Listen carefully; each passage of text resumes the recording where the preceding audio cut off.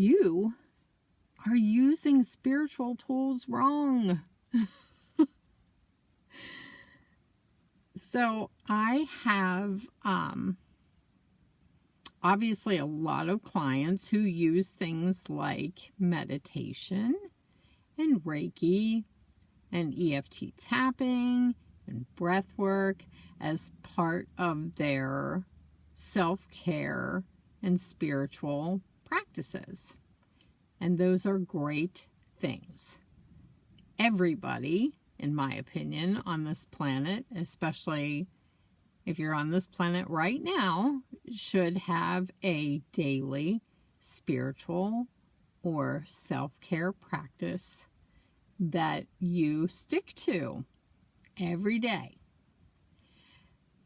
So the problem with those tools comes in when we misunderstand what they're for and how to use them properly. There is this thing called spiritual bypassing. And basically what spiritual bypassing is a way that we use a tool to avoid either feeling something that we need to feel, or taking action on something that we need to take action on, or making a decision about something that we need to make a decision about. And I'll give you the most common example that I see with my clients. A recent client was experiencing difficulty in her job. She would get nauseated, have stomach pain, have to be in the bathroom a lot, both before she went to work and while she was at work.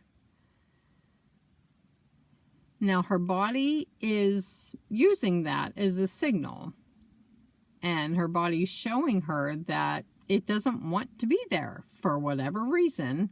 It doesn't like that job. Maybe it doesn't like that building. Maybe it doesn't like the people that are there. And this had been going on for quite a while, several years, that she was still kind of struggling with these physical symptoms. And she kept saying to me, well, you know, it doesn't have anything to do with the job. I just need to meditate more. Or I need to go and get some Reiki. Or I need to take this class on EFT tapping. And so she would do those things. She would go and get Reiki. And, you know, she would go and do the EFT tapping. She would spend some time meditating. And she would still experience the same thing. Your spiritual and self-care tools cannot and will not solve your everyday issues. That's not what they're for. Your spiritual and self-care tools are not there to magically make your problems go away. Your spiritual and self-care tools are there to help you get centered and grounded and peaceful in your body so that you eventually make better choices and decisions and listen to your body and listen to your mind, your feelings, and pay attention to yourself and honor yourself and the choices and the decisions you make. You can't keep participating in the same problems that you've always had and keep making the same decisions that you've always made and expect Reiki or meditation or breathwork or EFT tapping or anything to take those things away. You can only improve those things or change those things by taking action on them, by doing something different than you normally do.